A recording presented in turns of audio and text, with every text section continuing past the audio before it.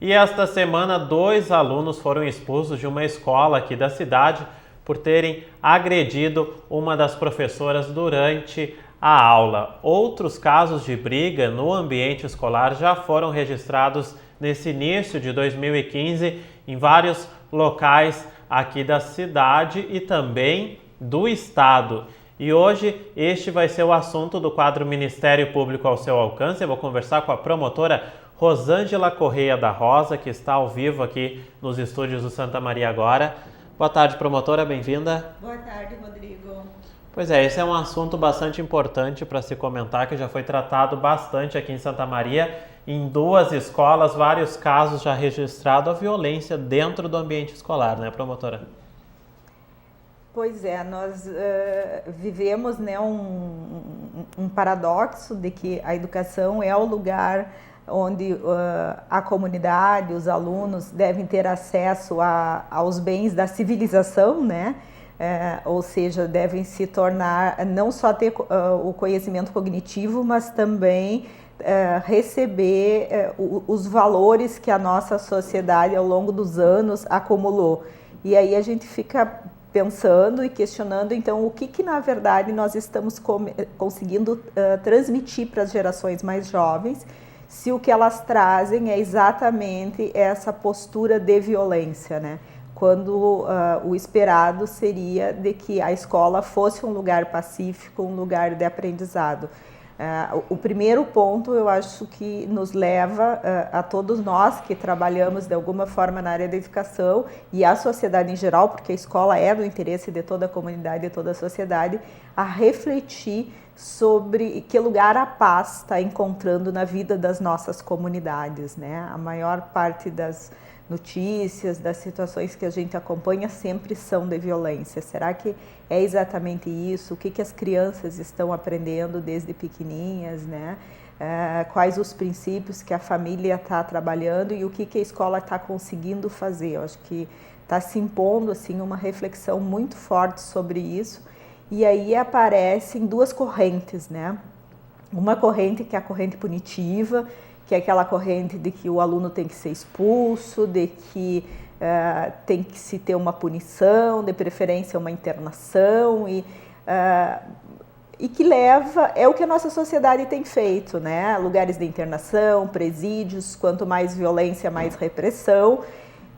Só que a gente não tem visto isso dar bons resultados, né? Que frutos nós temos de pessoas que se reeducam, que conseguem se inserir socialmente? Muito poucos casos, né?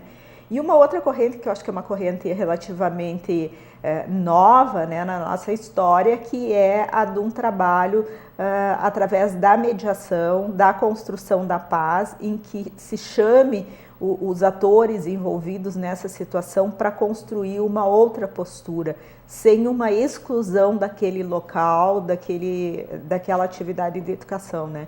A Promotoria Regional de Educação vem adotando esse princípio, né, do trabalho pela mediação, das práticas restaurativas. O ano passado nós fizemos um trabalho experimental com algumas escolas. Antes de eu assumir a promotoria, o colega Antônio Augusto também já tinha feito um trabalho em diversas escolas de Santa Maria. Algumas seguiram o trabalho, outras foram desistindo ao longo do tempo. Então agora nós adotamos um trabalho monitorado de acompanhamento das escolas que vão se capacitando com multiplicação. Estamos hoje com 4 turmas, não só pessoas da escola, mas da rede que trabalha com a escola, como assistência social, saúde, conselhos tutelares e professores, tentando construir uma outra forma de encaminhamento dessas situações, né? Os gestores municipais também estão com essa proposta. A gente sabe que a Secretaria Municipal de Educação está trazendo a Brahma Kumaris, que é uma organização reconhecida mundialmente para trabalhar sobre o Vivendo Valores na Educação, que é um projeto diferenciado que já foi implantado e deu certo em muitos lugares. O Estado está fazendo também uma capacitação com a Universidade Federal de Santa Maria sobre mediação Então, acho que em termos de preparação das pessoas que atuam, né, a gente está avançando, mas nós precisamos ter um compromisso também de vivência, né? Eu não posso trabalhar pela paz se eu não sou um ser pacífico. Eu tenho que procurar nas minhas relações, em todos os momentos, cultivar essa questão da paz no trabalho. Então, esses pequenos gestos, né? Antes eu vi aqui um exemplo da menina que deu tchau pro pai, o pai parou, foi lá e deu um beijo, né? Bom, isso para as crianças significa muito a relação afetiva. E às vezes as pessoas no dia a dia, na correria, vão esquecendo disso e as crianças vão se tornando e reagindo, né, como máquinas ou até animalizadas pela falta desse afeto. Acho que a nossa educação, tanto familiar como escolar, tem que resgatar isso.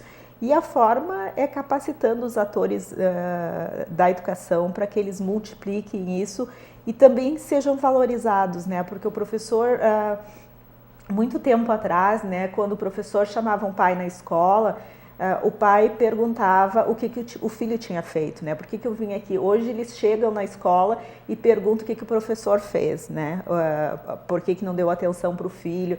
Então, acho que esse respeito do profissional que cuida dos nossos filhos, e não é fácil cuidar de 20, 25 crianças um dia. Eu acho que os pais têm que parar um pouco na escola e observar a dificuldade que é para ter essa valorização do professor. Acho que o professor hoje não se sente valorizado e com razão. Parece que a sociedade não tem mais um lugar de reconhecimento para esse profissional.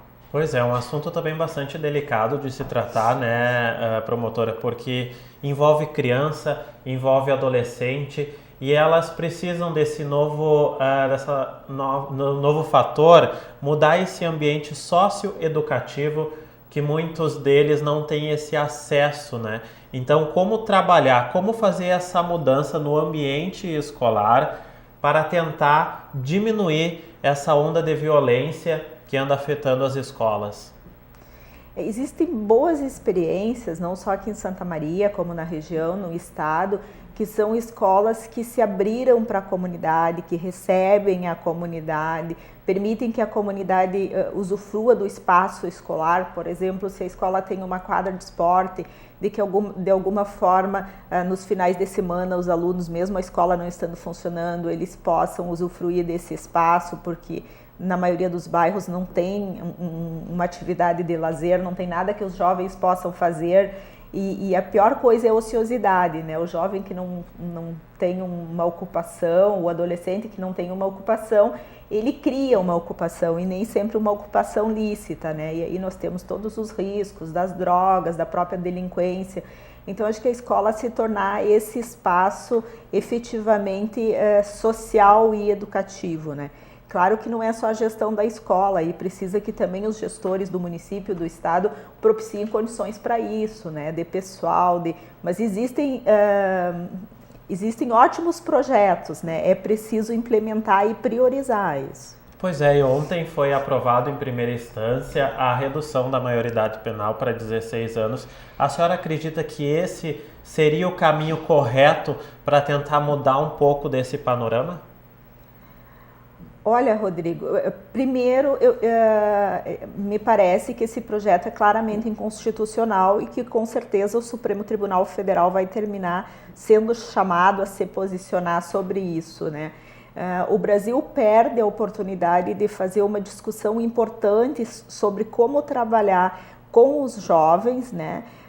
Tem alguns que têm comportamentos de risco, efetivamente, muitas vezes decorrentes de doenças mentais. Já tem pesquisas que mostram que muitos casos de violência estão vinculados a doenças graves. Então, encaminhar esses jovens para tratamento, ter um tipo de acompanhamento diferenciado, aumentar o tempo mínimo de internação, que hoje é 3 anos e que realmente em alguns casos é muito pouco, me parece que seriam medidas constitucionais e muito mais eficazes do que se reduzir a idade penal para colocar jovens de 16 anos dentro de presídios que nem o Estado tem controle, né? A gente sabe Mesmo aqui no nosso estado, por exemplo, a realidade do presídio central, os presídios do interior não têm problemas tão sérios, mas têm problemas. O que isso vai mudar, né? Como é que eles vão voltar para a sociedade?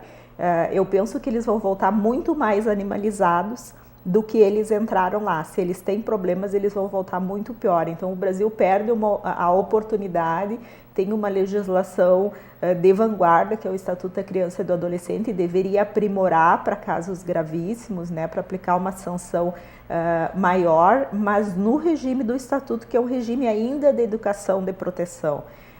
Quem tem um filho de 16 anos, e se esse filho cometer um erro gravíssimo, né, será que ele teria condições de se recuperar num sistema prisional, convivendo com pessoas que... Eu acho que sempre a gente tem que pensar nas pessoas que estão perto de nós, que qualquer um pode cometer um equívoco, como é que seria essa penalização. Então, se eu não quero para o meu filho adolescente, eu não posso querer para o filho do outro, muito menos para o filho daquela pessoa mais desfavorecida que está morando numa vila, num bairro.